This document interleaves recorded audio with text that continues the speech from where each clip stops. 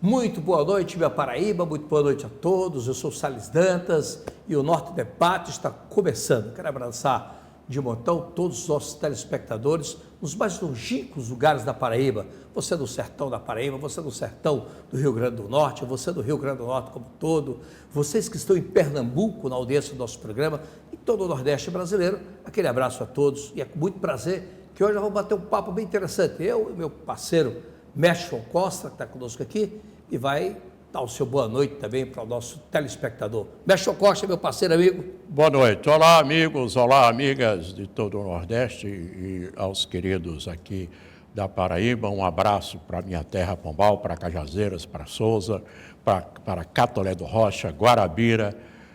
Obrigado a todos pela audiência. Vamos em frente. Terrinha de Maringá.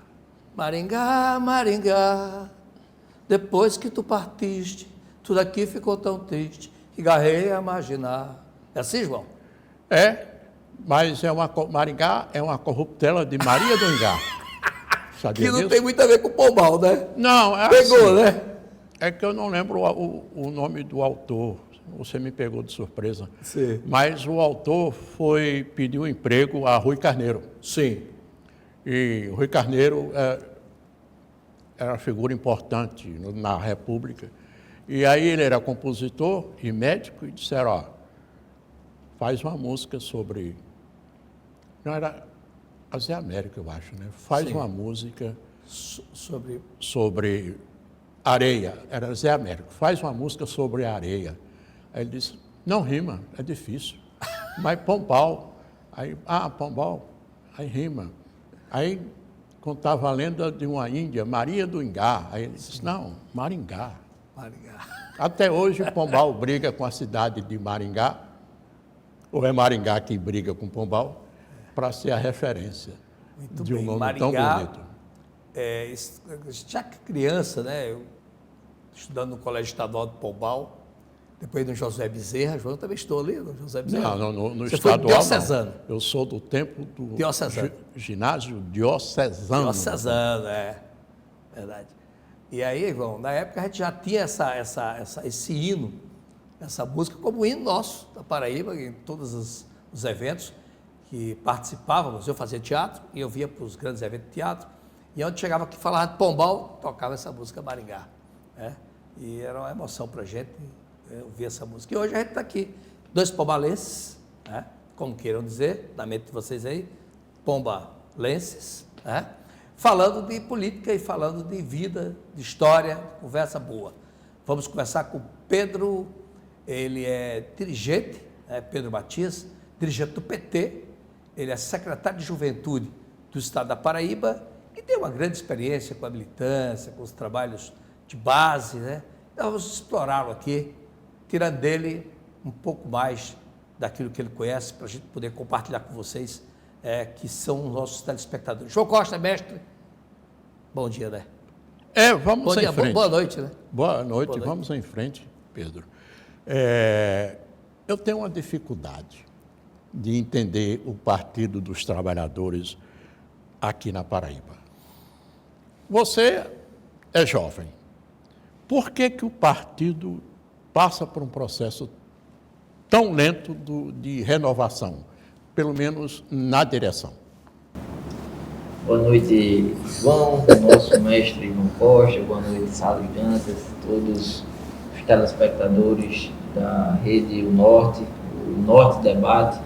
É sempre uma satisfação conversar com vocês e agora, nessa oportunidade, a gente poder estar batendo esse papo. O João já começou, né, Salles? Já começou ele espremendo. Já começou inspirado aqui a nossa conversa de hoje. João, eu acredito que a esquerda como um todo, não apenas no estado da Paraíba, mas a nível nacional, ela tem uma dificuldade de renovação política, de produção de novos quadros políticos. E nós temos feito esse debate interno de forma mais intensa dentro do Partido dos Trabalhadores a partir desse último PED, que é o nosso processo de eleições diretas, que vivenciamos agora no mês de julho, ali dia 6 de julho, tivemos o nosso primeiro turno do processo de eleições diretas do PT. Evidentemente que precedeu aí, foi posterior, na verdade, de uma campanha interna de presidências, de chapas de diretórios estaduais, municipais e, evidentemente, do diretório nacional. Temos feito, João, esse debate interno dentro do partido, puxando aí a necessidade de que o partido daqui a 10, 15, 20 anos, ele tenha vida orgânica, ativa e com respaldo na sociedade. E nós só poderemos fazer isso se, de fato, intensificarmos o processo de renovação e de renovação do partido, não apenas para quadros de dirigentes partidários, mas também para quadros eleitorais. Tem gente ali que tem uma vocação grande para dirigir. Está na burocracia, está na articulação política, está nos bastidores, na formulação. E tem companheiros e companheiras que têm vocação, têm predisposição a ir para o embate eleitoral, para colocar o nome enquanto quadro eleitoral, para passar pelo crivo da militância e da sociedade como um todo e representar de forma externa o nosso partido. A gente tem feito essa discussão, temos intensificado isso. Eu acredito que após esse PED de 2025, o PT da Paraíba vai passar por um amplo processo de renovação. A gente tem vivenciado isso internamente, precisamos agora externar também para a sociedade, para que o povo da Paraíba entenda a nossa dinâmica interna e possa absorver esse processo de renovação do partido. Mas isso se deve exatamente ao quê? Porque eu lembro que no final dos anos 70, na década de 80 e 90, a origem da juventude em partidos políticos tinha raízes na União Nacional dos Estudantes, no movimento secundarista. O que é que acontece? O PT não traduz mais utopia, assim, não oferece mais. A juventude brasileira perdeu a utopia, né, de uma sociedade melhor, ou a distopia tomou conta? Porque há um esvaziamento nas universidades, no movimento secundarista, é uma coisa assustadora, ou não? Sim, é um debate, João, que a gente tem feito desde o processo que o Brasil vivenciou ali de 2014 a 2016. Devido à crise política, econômica e social instalada no país, naquele processo, nós temos a avaliação que a juventude ela entrou num ciclo de descrédito da política. E isso culminou na eleição do ex-presidente Jair Bolsonaro em 2018. O descrédito da política ou o descrédito dos partidos de esquerda? Na verdade, o descrédito da política e do sistema político, dos partidos políticos. Mas a política eu não posso atribuir porque elegeu o Bolsonaro, né? Eu percebo, me permita a intromissão no seu raciocínio, eu percebo que nós tivemos aquela eleição onde o candidato Bolsonaro não era favorito. Eu lembro que eu participei de algumas reuniões onde pude sugerir debates que a gente poderia ter levantado na época com a Haddad, né, que pudesse dar uma resposta às pessoas. Eu acho que nós entramos num processo muito forte de desgaste com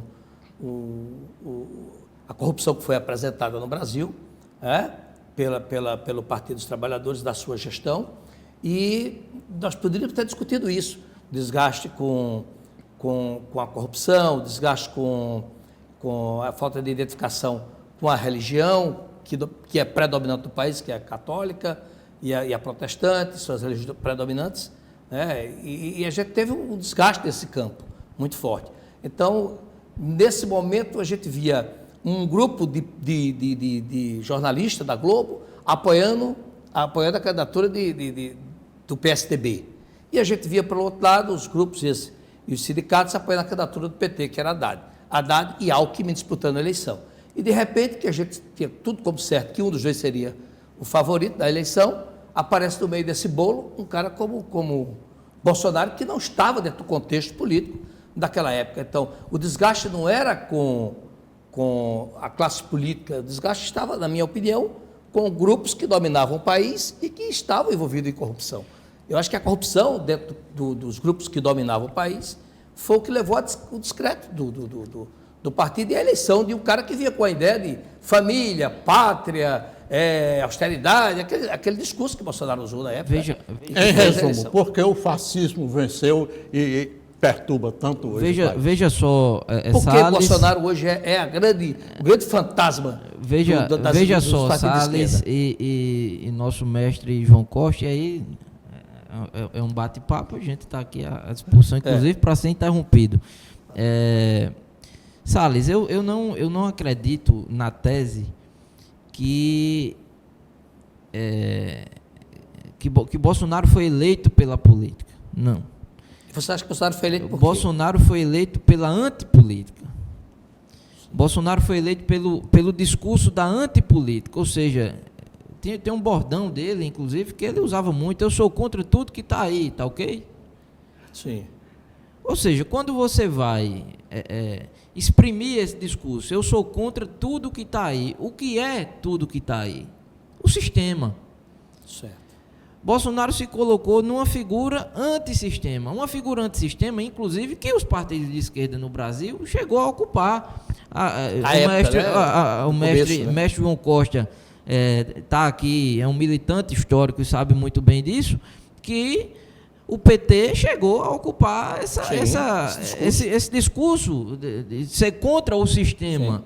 Principalmente se você ali pegar na década de 90, do processo da instalação do Plano Real, até os gatilhos, até a privataria tucana no governo Fernando Henrique Cardoso 1 e 2, até o processo de aprovação da emenda da reeleição, que foi ali um arranjo para Fernando Henrique ficar mais 4 anos à frente do governo federal. Então o PT já ocupou esse espaço de ser contra tudo que está aí. A única coisa que o PT não chegou a ocupar foi ser contra a política. E era isso que Bolsonaro se colocava. Bolsonaro era a expressão máxima da antipolítica. Eu sou contra as instituições, eu sou contra o debate político democrático, eu sou contra a garantia de direitos individuais, eu sou contra que as pessoas possam exercer na plenitude a sua liberdade, seja liberdade religiosa, seja liberdade sexual, seja liberdade de costumes. Então ele exprimiu isso. E somado a isso, aí sim, traz uma problemática que a gente tem que enfrentar com muita tranquilidade, que é a crise que o país vivenciou, gerado pela Operação Lava Jato. Isso.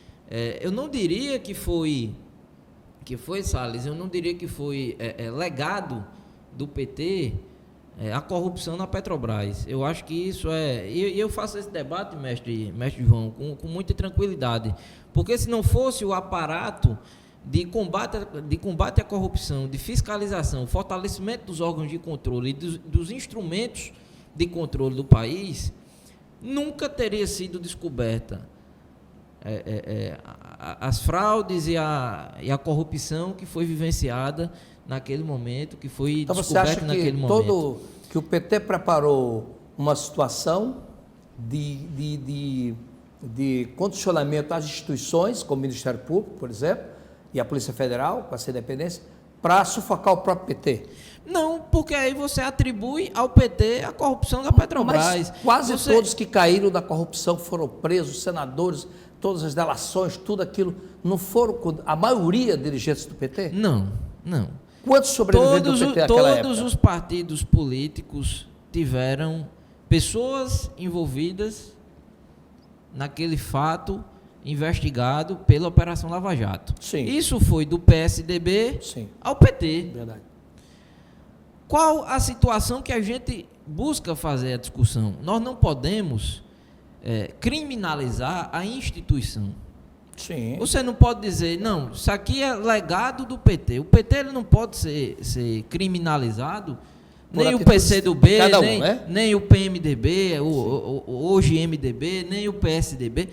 Os partidos eles não podem ser criminalizados pelo erro, seja de dirigentes, ou seja de figuras, de mandatários, de figuras políticas que exercem mandato eletivo.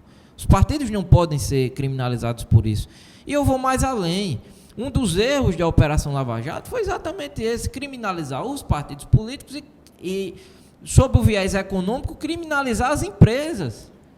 A exemplo da Odebrecht, da Queiroz Galvão, da Andrade Gutierrez, de grandes empresas de engenharia pesada que levavam a marca do Brasil para fora do país, construíam grandes empreendimentos fora do país, que elevavam o nosso PIB, que geravam dividendos para dentro do país, que geravam empregos. Você acha que o governo federal errou, que o país errou na condução com a empresa, como por exemplo a Odebrecht, como a Friboi? Não, eu não estou dizendo aqui, Salles, que o país, eu não estou dizendo aqui que o país errou. Eu estou dizendo que essas empresas e o sistema político brasileiro, sim, foi um alvo da Operação Lava Jato. E está mais do que comprovado que quando um juiz se presta a combinar o andamento de um processo, decisões judiciais com o Ministério Público, ou seja, saiu recentemente aí uma investigação, isso é coisa de 2 meses atrás, que de forma deliberada Sérgio Moro e Dallagnol, que eram as figuras mais emblemáticas da Operação Lava Jato, tramaram para desviar mais de 2 bilhões de reais para os caixas do Ministério Público. Isso justifica todas as delações que foram feitas contra o PT e que comprovadas e que foram devolvidas ao país esse dinheiro. Você não encontra... É só uma pergunta, isso justifica o fato de Dallagnol ter sido acusado disso? Justifica tudo que foi delatado e comprovado e julgado, condenado e depois, ao ponto que chegou o país naquela época, de levar um ex-presidente da República à prisão por várias condenações, justifica colocar como um erro de Dallagnol? Veja só, eu não estou tratando aqui de justificativa. O que é que eu estou dizendo? As instituições constituídas pela Carta de 88, elas não podem servir de instrumento político e eleitoral. Sim. O Ministério Público Federal, o Poder Judiciário não podem servir de instrumento eleitoral para quem quer que seja. O que justifica Sérgio Moro ter sido o maior algoz do presidente Lula, o cara que foi responsável ali pela condenação, na história do triplex, do sítio de Atibaia, tudo mais. Terminou o processo eleitoral 2018. Foi ser ministro. O cara foi ser ministro do maior opositor que Lula tinha à época. O que é que justifica isso? E aí eu não estou diminuindo, para ser muito claro e objetivo aqui, inclusive com os nossos telespectadores, mestre João. Não estou diminuindo aquilo que foi investigado e descoberto pela força-tarefa da Polícia Federal. Eu acho que o combate à corrupção é uma pauta cara, inclusive, que foi inaugurada no país pelo PT. Sim. E não existiria combate à corrupção no Brasil se não existissem instituições autônomas, independentes e com condições de investigar. De investigar e colocar na cadeia aqueles que são culpados por roubar dinheiro público no país. Não existiria isso se não fosse a determinação dos 8 anos de governos do PT, do governo Lula 1 e 2, os 6, 7 anos ali do governo Dilma e agora o retorno do presidente Lula para o Palácio do Planalto. Você acha que o partido fez autocrítica suficiente para renovar essa credibilidade do eleitor? Não tem depois de tudo que passou o partido? Tanto fez autocrítica quanto foi eleito pela 5ª vez consecutiva. Então, na sua opinião, o partido fez autocrítica? Com toda certeza, porque é natural que o partido ele faça autocrítica. Agora o partido tem os fóruns e instâncias para se fazer autocrítica. Eu não vou chegar aqui, né, no Norte Debate e dizer que eu não gosto de acordar cedo. Perfeito. Claro. Eu não vou fazer uma autocrítica e expor aquilo ali. Perfeito. Qual a necessidade disso? Agora, eu tenho que ter a capacidade de ser coerente com o meu discurso e cumprir aquilo que eu me proponho a fazer. E eu acredito que o PT faz isso. Pronto. Eu acredito que o PT consolidou os instrumentos de controle no Brasil, seja o Ministério Público, a Polícia Federal, seja instrumentos administrativos, como é o caso do COAF, sejam forças-tarefas que foram criadas para o combate à corrupção. O PT, com toda certeza, eu não tenho dúvida disso, concretizou esses instrumentos.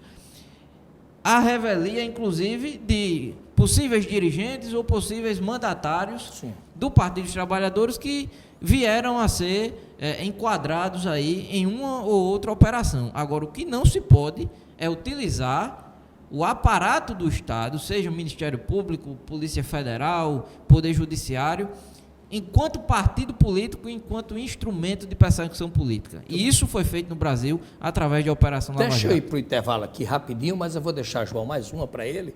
Que o pico tá bom, tá, João? Você quer fazer já uma pergunta para ir para o intervalo? Eu vou deixar. Pedro, em 2013, nós assistimos uma revolução colorida. E essa coisa prosperou, vingou, com a ascensão da extrema-direita pentecostal, que vem tentando golpes sucessivamente, com plano para matar, inclusive, ministros e o presidente. E agora nós tivemos um novo golpe, mas por outros meios, quando a extrema-direita pentecostal conseguiu organizar um motim na Câmara e tirar a autoridade do presidente Hugo Mota. Como é que você analisa essa revolução colorida, essa coisa que evoluiu para sucessivas tentativas de golpe de Estado? Bem, você vai responder depois do intervalo, porque eu já vou acrescentar essa pergunta de João, uma outra pergunta para você complementar aí. Já que falamos em golpe, essa tentativa de golpe, a tentativa de assassinato ao ex-presidente da época, Jair Bolsonaro, também foi, você pode avaliar de que forma foi importante nesse processo político, a forma como o Brasil reagiu. Eu quero que você fale dessas duas tentativas de golpe. A que o João se refere, que dizem que teve um planejamento para um assassinato de ministro e tal, que até agora não tem nada comprovado dos processos, né? Mas eu entendo a posição da pergunta e é muito importante para você responder. E como é que você vê hoje essa situação do judiciário no Brasil? Você vai responder tudo isso? Aguarde, porque o moído aqui é grande hoje e você vai ouvir e ver daqui a pouco a resposta do nosso entrevistado. É depois do intervalo.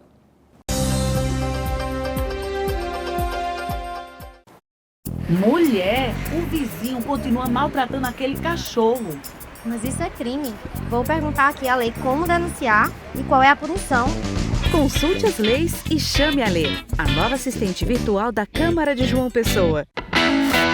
Invista já na segurança do seu lar e do seu negócio. O Grupo Alerta lhe oferece diversos serviços, entre eles o de segurança eletrônica.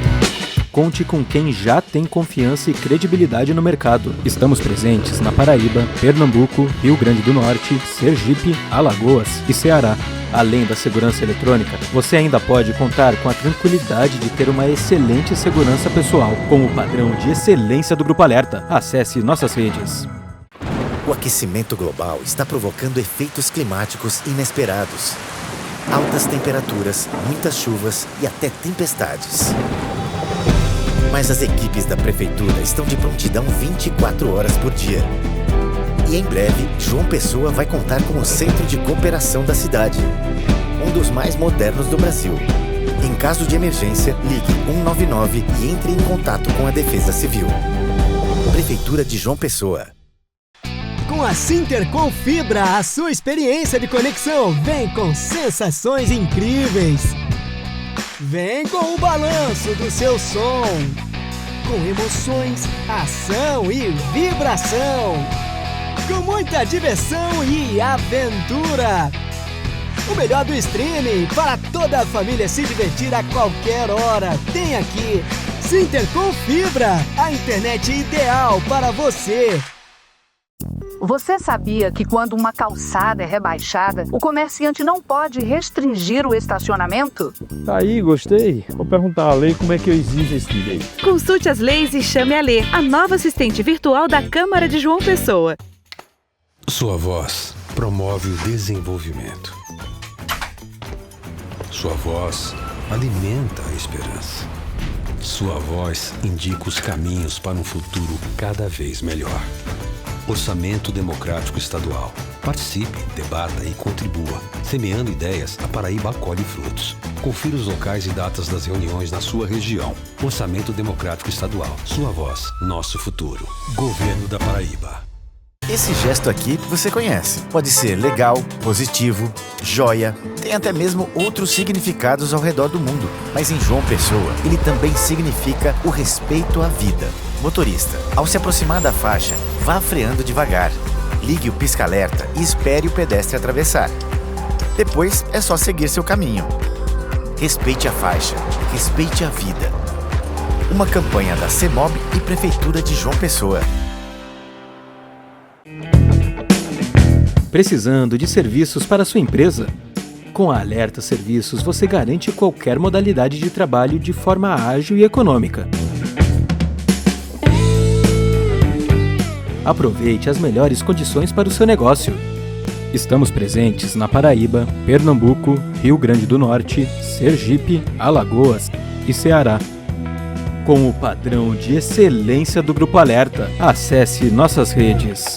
Ministério da Cultura apresenta o Circo da Imaginação, incluindo e transformando sonhos. Nos dias 19 e 20 de agosto, o Teatro Paulo Pontes recebe um espetáculo inclusivo da Companhia de Danças Helena Holanda, onde artistas com deficiência e idosos mostram por meio da música e dança que a arte não conhece limites. Entrada gratuita, ingressos no local no dia do evento ou no Centro Helena Holanda. Projeto realizado com recursos da Lei de Incentivo à Cultura, Lei Rouanet, PRONAC 241-2952. Realização Ministério da Cultura.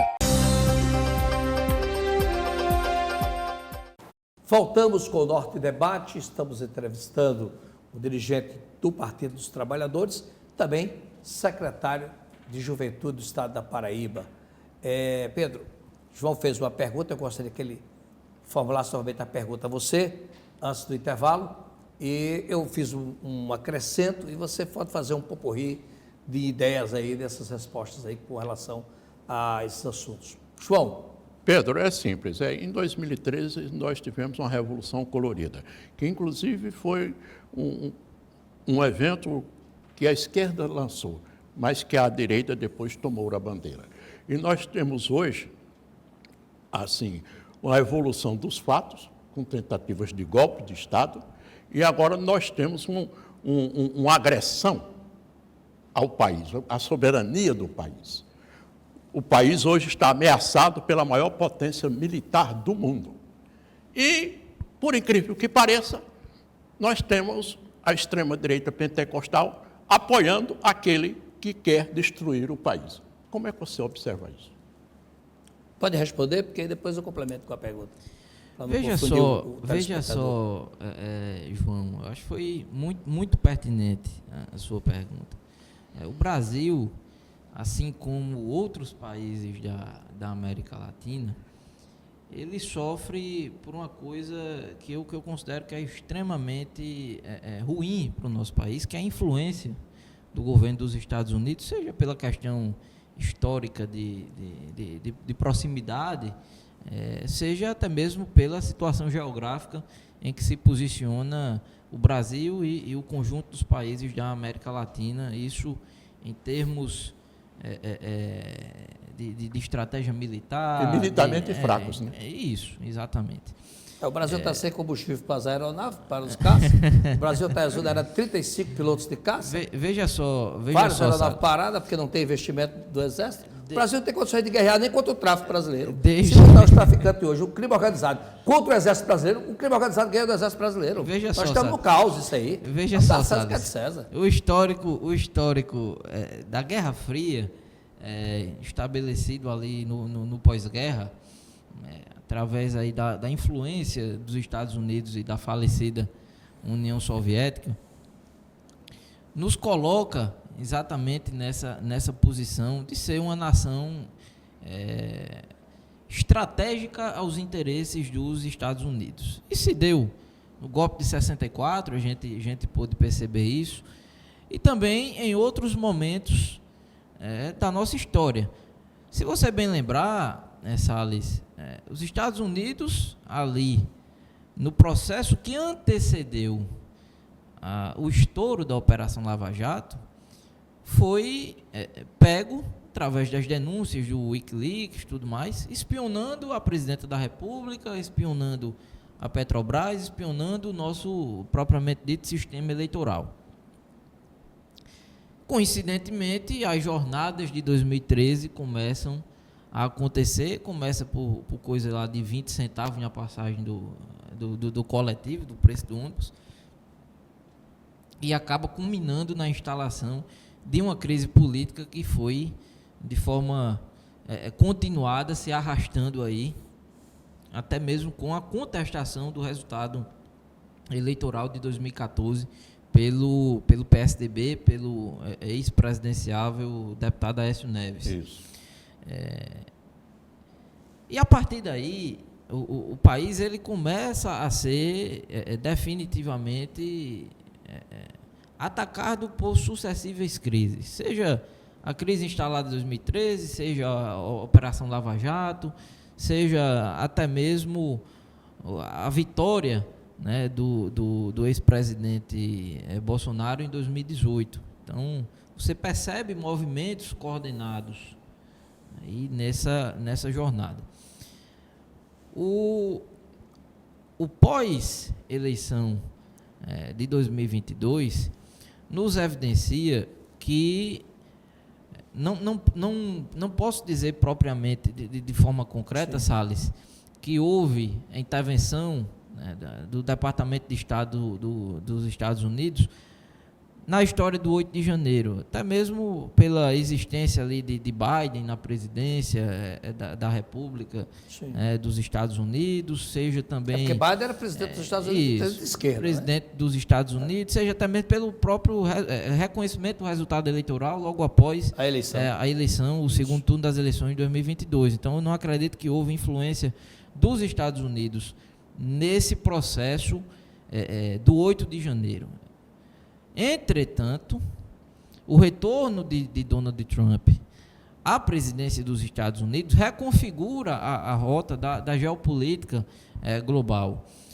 Por quê? Porque é o retorno da extrema-direita ao poder na maior potência econômica e militar no mundo. E aí, quando você tem o retorno da extrema-direita na maior potência econômica e militar do mundo, você tem um país chamado Brasil, liderado por Luiz Inácio Lula da Silva, que ousa enfrentar os interesses dos Estados Unidos de forma frontal. Isso vai a partir do fortalecimento do BRICS, que deixou de ser BRICS para ser BRICS+, ou seja, o BRICS hoje expandiu o seu rol de influência. Eu tive até lendo recentemente um artigo e apontava que o BRICS hoje é quase 50% do PIB mundial. Quase 50% do PIB mundial. E, além disso, você cria o Banco dos BRICS e, a partir da criação do Banco dos BRICS, você inicia a discussão de uma moeda unificada para transações comerciais entre os países do bloco, desafiando o sistema SWIFT, que é o sistema norte-americano de comunicação bancária, e até mesmo a hegemonia do dólar. Então, você tem um país que está, aspas, no quintal dos Estados Unidos, que é a América Latina, que é dessa forma, abaixo da linha do Equador, ali nos trópicos, inclusive a turma lá da extrema-direita norte-americana chama Lula de Biden dos trópicos. Eu estive até lendo outra reportagem essa semana sobre isso. E aí você tem um país que ele ousa enfrentar os interesses dos Estados Unidos. Então, boa coisa não vai acontecer. Essa denúncia que teve que os Estados Unidos interferiu nas eleições que elegeu Lula. Isso está pegando agora das redes sociais, está pegando na discussão internacional, os países. Você acha que já é cultural essa interferência dos Estados Unidos? Não, desde esse momento, porque quando não é favorável, a gente critica.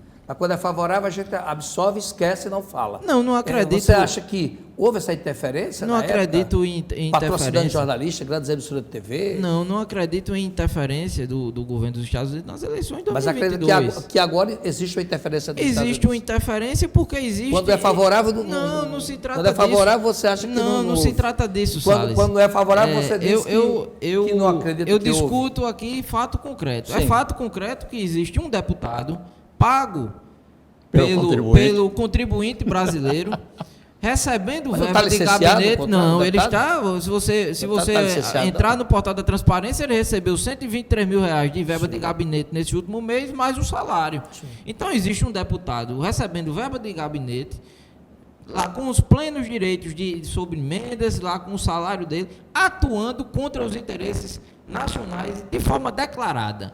Não sou eu que estou dizendo, é ele que está dizendo. Ele que faz questão de ir para a imprensa e deixar claro que ele está atuando contra os interesses nacionais. Somado a isso, você tem deputados do mesmo partido e do mesmo espectro político que impunham a bandeira dos Estados Unidos e a bandeira de Donald Trump dentro do Congresso Nacional Brasileiro. Então existe no Brasil, infelizmente, assim como existiu no processo de 64, uma força política interna agindo contra o interesse do país, agindo na condição de entreguistas, de vassalos dos interesses políticos do governo dos Estados Unidos. Isso está muito claro. Então, você acha que isso é resultado realmente da interferência do deputado? Não tenho, eu não tenho. Eu acho que está dando uma dimensão muito grande ao deputado, porque a gente está esquecendo também dessa discussão, João, a Nicarágua, a Cuba, a Venezuela, a Bolívia, que o governo brasileiro tem se aliado muito, a Índia, China, e isso vai de contra o interesse realmente dos países democraticamente aliados. Deixa eu te fazer uma pergunta, se é que você me permite. Tu mora em que bairro? Eu moro em Cabedelo, no bairro mais nobre de Cabedelo, Ponta de Campina. Pronto, você mora em Ponta de Campina. Tu admite que um vizinho teu determine a hora que você liga a luz da sua casa? Não. Então pronto, então você acabou de responder, você acabou de sintetizar aqui o que se trata de soberania. Mas você acha que o Brasil está com a luz acesa para os problemas que pode enfrentar? Porque aí não se trata de energia, de luz, não. Se trata de economia, se trata de uma situação muito delicada que o Brasil está vivendo, economicamente, os países... Salles, vamos lá. O Brasil é um país soberano. O Brasil é um país soberano. O Brasil, ele não tem que comunicar a absolutamente ninguém se ele mantém relações diplomáticas com Israel, com Cuba, com a Nicarágua, com a Venezuela, com o Equador, com quem quer que seja. Certo. O Brasil não tem que dar absolutamente nenhum tipo de resposta a quem quer que seja. Porque senão nós estamos fadados a entregar a nossa casa aos interesses de outra nação. Mas você não acha que isso é poesia diante do que a gente está vivendo no mundo? Isso não se trata de poesia. O problema que é instalado no mundo hoje é que os Estados Unidos da América se acham xerifes do mundo. Nós estamos nessa condição de enfrentar os Estados Unidos? Se a gente não enfrentar, minha avó dizia que quem muito se abaixa acaba mostrando os fundos. Aparece, pois é. Se nós não tivermos a capacidade de reafirmar a nossa independência, a nossa soberania, é melhor fechar o Brasil e transformar numa bodega. Ou numa província, né? Que talvez fique até melhor. Pois é, povo, né? A gente transfere a capital federal para o Washington DC. A gente transfere muitas coisas. A gente transfere a capital federal para o Washington DC e coloca apenas transforma o Palácio do Planalto em um escritório de negócio do governo dos Estados Unidos. Porque é dessa forma que eles querem fazer conosco. Se nós não tivermos a capacidade de reafirmarmos a nossa soberania, de nos relacionarmos diplomaticamente, economicamente, com quem favorecer os interesses do Brasil, a gente tem que fechar esse país e pronto, e transformar em outro estado, o 51º estado dos Estados Unidos, transforma o Brasil nisso, então. Você não acha que o Brasil está usando somente ideologia, João? Não. Para tratar desse assunto de relação internacional? É uma observação seguinte. Sim. O Lula renasceu feito uma fênix das cinzas, saiu da cadeia, condenado sem provas, diga-se de passagem, sem provas.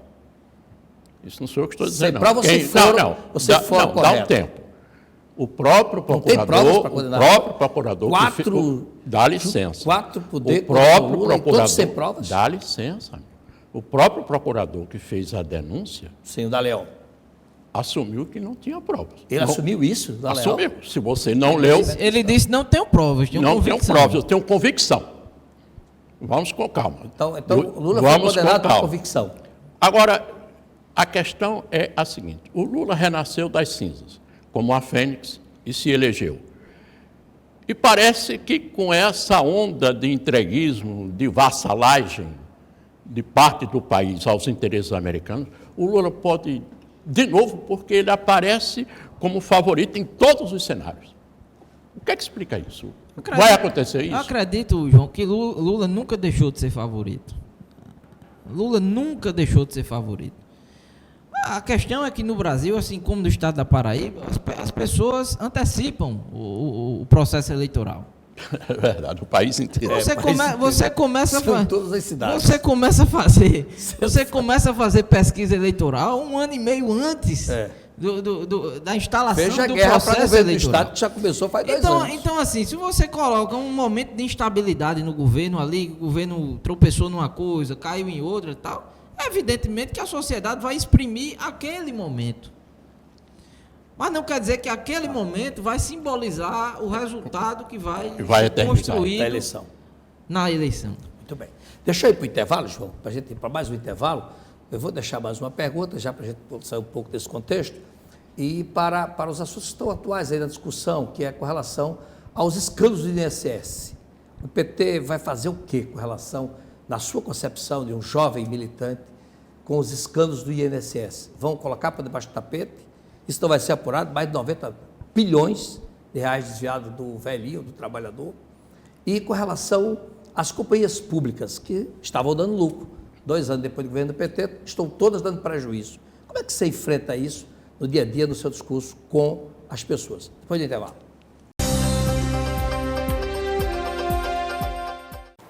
Para garantir a segurança no percurso de qualquer transporte de valor, conte com o Grupo Alerta. Formado por uma família de empresas, o Grupo Alerta é o que mais cresce no Nordeste. Estamos presentes na Paraíba, Pernambuco, Rio Grande do Norte, Sergipe, Alagoas e Ceará. Com o padrão de excelência do Grupo Alerta, acesse nossas redes.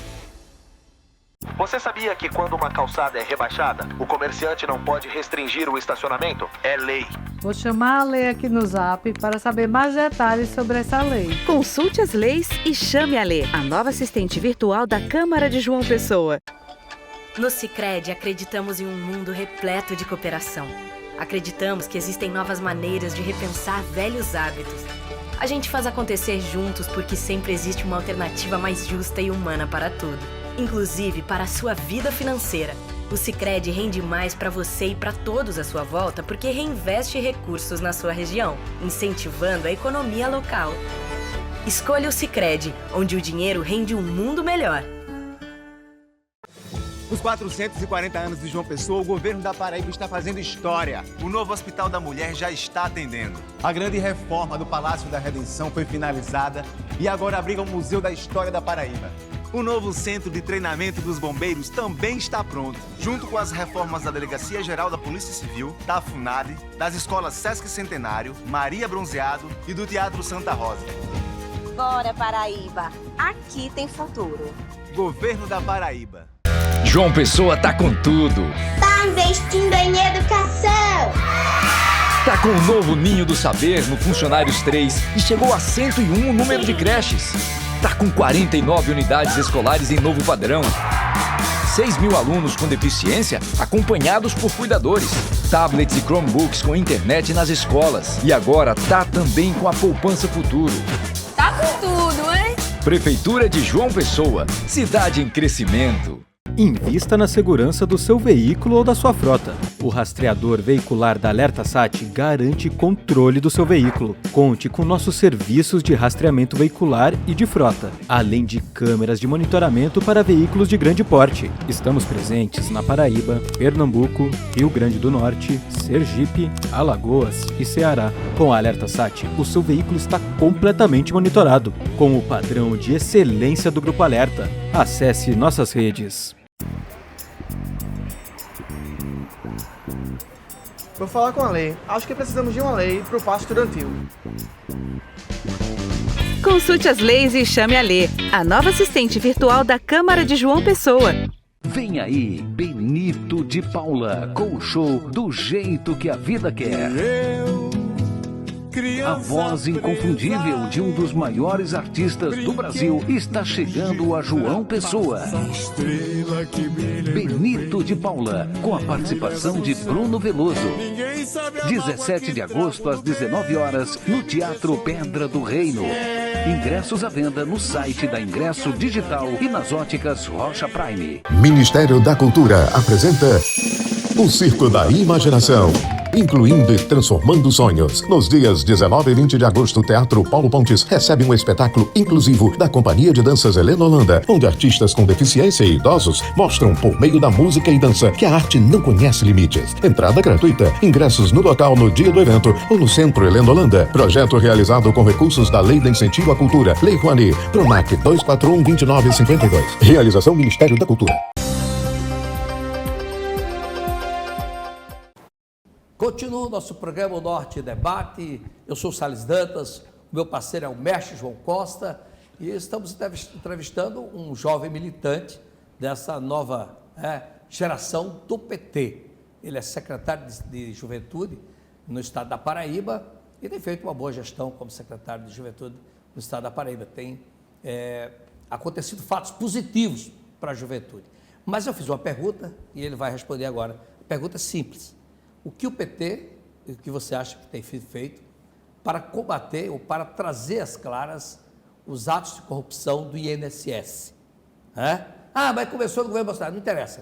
O que o PT tem feito para trazer para a cadeia, levar para a cadeia, trazer para o povo conhecer aqueles que roubaram o INSS? E por que as companhias públicas estavam dando lucro e 1 ano e pouco, 2 anos depois, no governo do PT, todas estão dando prejuízo, inclusive o exemplo dos Correios do Telégrafo, que está liquidada, situação delicada. Pode falar, Pedro. Salles, eu respondo com muita tranquilidade essas suas duas perguntas. Primeiro que o histórico do PT é de combater a corrupção. O escândalo do INSS começou no governo Bolsonaro e terminou no governo Lula. Isso é um ponto que a gente trata com muita tranquilidade. Terminou porque Parece o governo... agora, né? Terminou porque o governo teve a capacidade dos mortos agora de investigar, sim, de colocar, PT, a Polícia Federal. O governo, a Polícia Federal é vinculada ao governo. Deixa eu só entender. Quem denunciou foi a Controladoria Geral da União, que tem nível de Ministério de Governo. Quem investigou foi a Polícia Federal, né? Não, a Controladoria Geral da União, que é um órgão de controle do governo federal, encaminhou para a Polícia Federal, certo, que é um braço investigativo vinculado ao Ministério da Justiça. Mas tem alguém preso? Salles, não tem condição de antecipar a condenação de absolutamente seu ninguém. Pois é. A Polícia Federal ainda está investigando. A Polícia Federal iniciou um processo de investigação com as bênçãos e a autonomia dada pelo governo do PT, é bom que se diga isso, e que expôs absolutamente tudo o que estava acontecendo desde 2019, quando a fraude no INSS iniciou. E, para além disso, ontem o governo federal emitiu um comunicado dando conta que 98,5% dos aposentados que aderiram ao plano de ressarcimento do governo federal já foram quitados. Mas com o dinheiro do povo, quer dizer, a gente quer saber onde é que está o dinheiro do povo que foi roubado. É mais dinheiro do povo gasto para pagar rombo da roubalheira. Paciência, Salles. Não, eu tenho paciência. Com correção de juros e da inflação. Com o dinheiro do povo. Com o dinheiro do Mas povo. Mas não foi tomado nada daquilo que foi roubado. Com o dinheiro do povo. Aquilo que foi roubado tem que ser investigado. Sim. Com muita tranquilidade. Em relação às estatais aí, que você encheu a boca para dizer que elas estão... Você não quer dizer que ela está dando lucro, né? O déficit das estatais se dão por um único e simples motivo. Aquilo que antes era entendido como lucro no governo anterior, a gente está revertendo em investimento. Então eu não tenho como lucrar 50 bilhões de reais e precisar gastar os 50 para abrir outra unidade, para expandir. Então os Correios estão nessa crise minha rota porque os Correios fez investimentos, não é isso? Não apenas os Correios, mas as demais estatais, todas estão voltando a ter o seu papel estratégico no desenvolvimento do país, que é transformar o lucro conferido pela estatal em investimento. Isso aí é regra básica. Agora, Pedro, voltemos ao principal da entrevista, que nós vamos falar da tua gestão na pasta da... Pois mas Salles... Porque, João, fala da gestão, né, irmão? Esse evento que houve, né? Sobre agosto da juventude. O que é isso? João, o Agosto da Juventude foi criado pelo governador João Azevedo para estabelecer um calendário anual de ações, programas, projetos, enfim, de forma mais incisiva, voltados à pauta de juventude. Então, a gente anualmente se debruça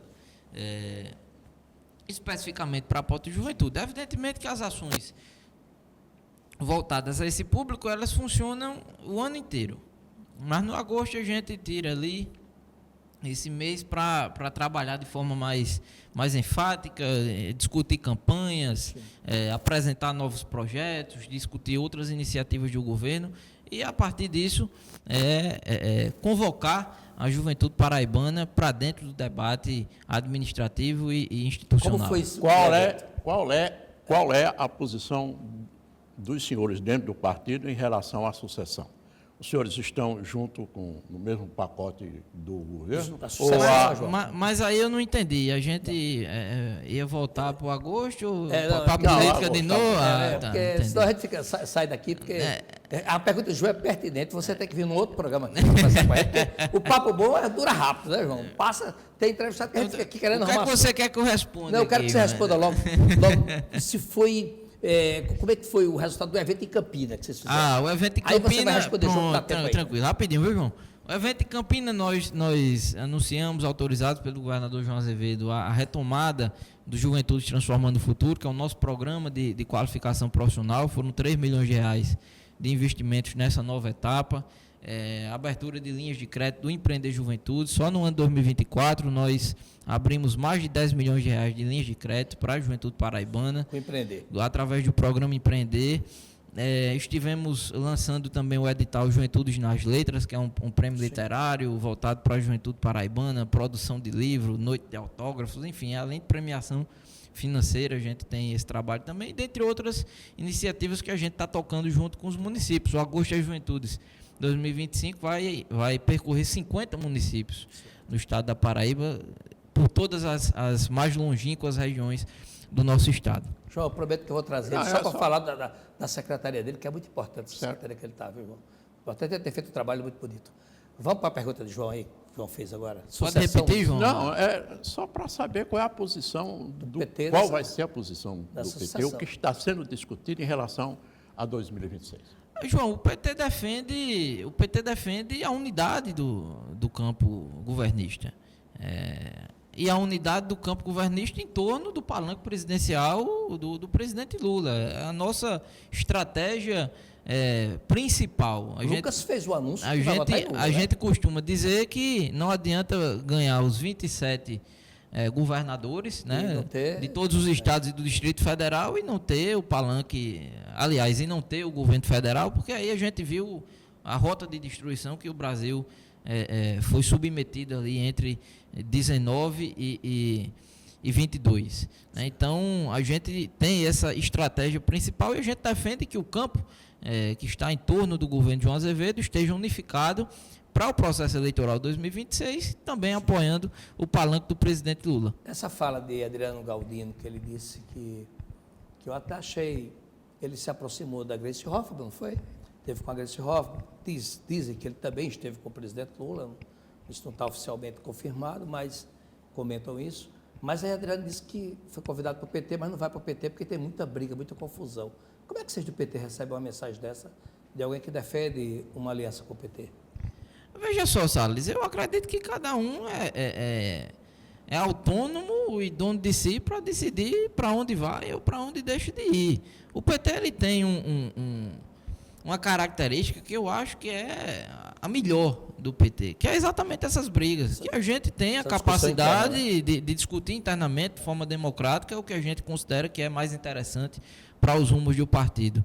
Existem hoje uma lógica de partidos que tem que ter seu chefe, sua liderança ali, não, vai seguir isso e ponto. O PT não tem essa característica. O PT a gente quebra cacete até chegar num consenso, né? Consenso, ou pelo menos um consenso mais amplo, né? Às vezes não dá para agregar todo mundo, mas pelo menos um consenso mais amplo, podendo agregar... Melhor define a maioria, né? Isso, a maioria. Você vai se desincompatibilizar em janeiro para ser candidato? Não tem a menor dúvida disso. Você vai ser candidato? A deputado federal. A federal, muito bom. É um nome bom, um cara jovem. E acho que a renovação tem que ter no PT, né, dos partidos de esquerda. Deixa eu te perguntar, a gente está vendo aí um acirramento entre Cícero Lucena, que declara apoio a Lula, Adriano Galdino, que declara apoio a Lula, e uma possível mudança aí nessa composição de governo, por exemplo. Cícero sai candidato, Adriano Galdino seguir ele, se juntarem aí para uma composição de uma nova linha política e Lula teria vários palanques então nessa condição, né? Mas Lucas declarou apoio a Lula, o pré-candidato, que se fala muito, que é o pré-candidato da Associação de João, do grupo de João Azevedo, de Aguinaldo Ribeiro, de Lucas, etc. Então, a pergunta é, se acontecer esse rompimento, você acha que a tendência do PT é caminhar com o João ou caminhar com Cícero e Adriano Galdino? Isso é supondo. Isso é suposição. Salles, eu só trabalho com fato concreto.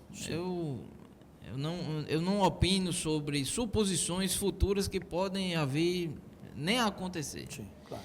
Então, o fato concreto hoje é que o PT é parte desse governo, é base desse governo, sim, constrói com espaços políticos e administrativos dentro da gestão, opina diretamente no andamento do governo. Você colocou muito bem aí, tem Cícero, Adriano, Lucas, todo mundo votando em Lula. Isso. Então, assim, para o PT está confortável demais. O que a gente quer é que todo mundo vote em Lula e que o palanque permaneça unificado. Hoje nós estivemos anteriormente, aí, mais cedo, numa solenidade junto com o governador João Azevedo, com o prefeito Cícero Lucena, com o vice-governador Lucas Ribeiro.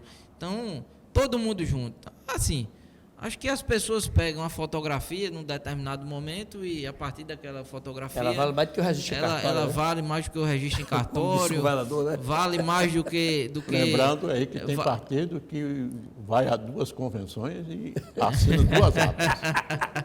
Esse tempo, final é do pau ímpar para ver qual vai ficar, né, esse João? tempo já passou, João. Não, eu acho que não, viu? Eu acho que a gente pode viver isso nessa eleição. Eu acredito que as pessoas elas utilizam da fotografia mais do que, de fato, a realidade está expressando. Então, acredito que a posição que o PT vai tomar em defesa do palanque do presidente Lula e pela unidade do campo governista. Então, só curiosidade, dobradinha com quem? Aí você está antecipando uma discussão que a gente ainda está fazendo. Ricardo Coutinho é candidato dentro do partido? Tá, vem para somar. É candidato? É candidato, vem para somar. Bom, João, o que você tem mais aí? Só para saber, voltar mais uma vez, por exemplo, quantos candidatos jovens o partido vai ter?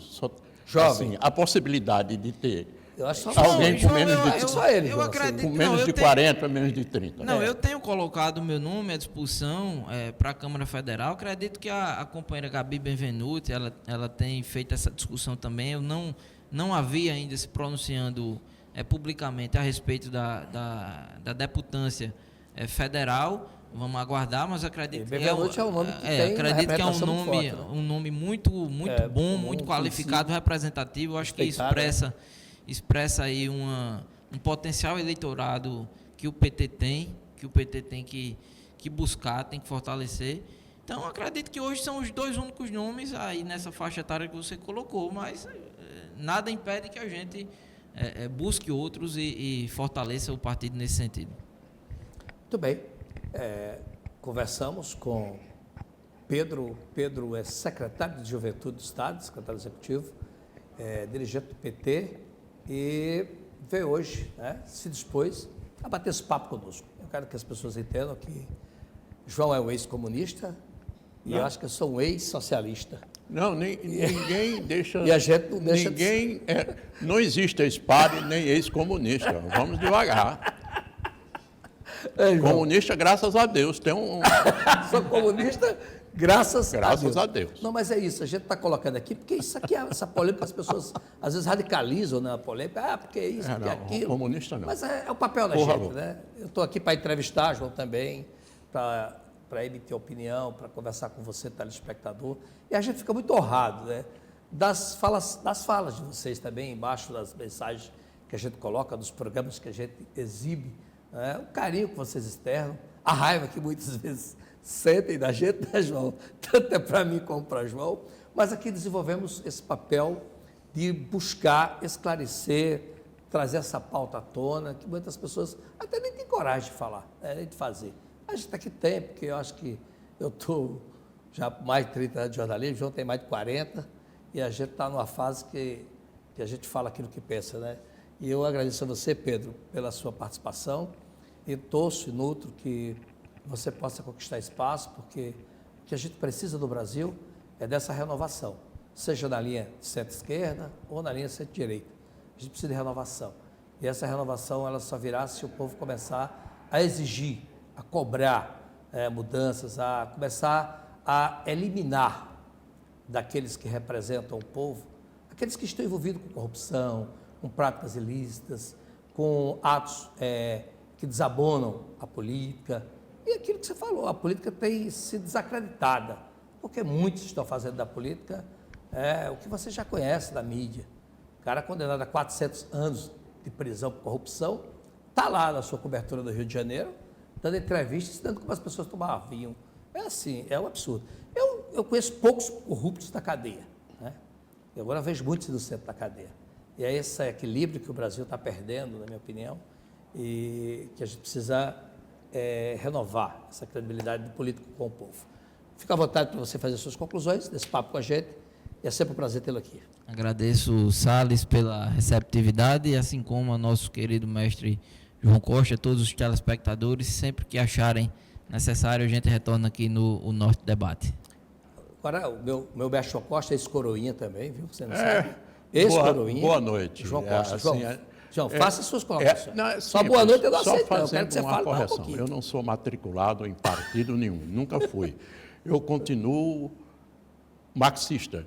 Os partidos comunistas é que deixaram de ser comunistas. Boa noite. Boa noite a todos, um abraço, fique com Deus.